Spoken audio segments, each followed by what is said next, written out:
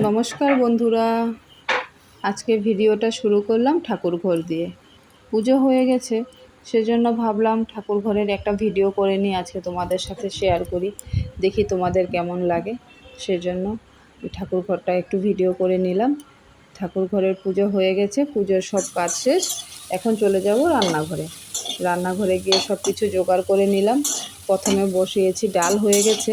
এটা বানিয়েছি কোমরের পাতা। এটাকে ভালো করে ধুয়ে একটু ছোটো ছোটো করে কেটে সেটাকে শুকনো কড়াইতে দিয়ে একটু নাড়িয়ে নিলাম। সাথে দিয়েছি কিছুটা রসুন আর কাঁচা লঙ্কা। সেটা নামিয়ে নিলাম, সেটা ঠান্ডা হোক। এই দিকে কড়াইতে দিয়ে দিয়েছি কিছুটা আলু। আলুটা ভাজা ভাজা হয়ে আসলে এখানে দিয়ে দেবো কিছুটা গরম মশলা।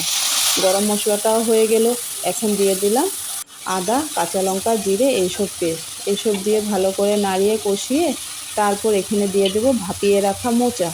এই মোচাটা দিয়ে আরও বেশ কিছুটা সময় কষিয়ে এটাকে স্টিম কমিয়ে ঢাকা দিয়ে দিয়ে রাখলাম।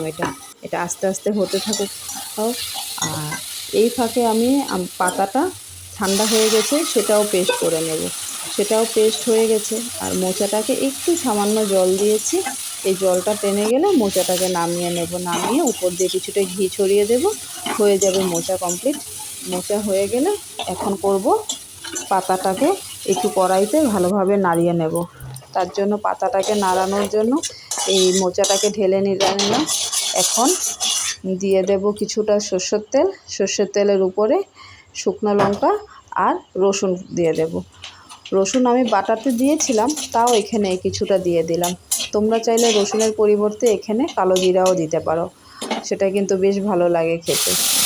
তারপর এখানে পাতাটা দিয়ে সেখানে কিছুটা হলুদ আর লবণ দিয়ে ভালো করে এটাকে জলটাকে টানিয়ে নিলাম। জলটা দিয়ে যখন শুকনো শুকনো হয়ে গেল তখন গ্যাস অফ করে দিলাম। কমপ্লিট হয়ে গেল রান্না।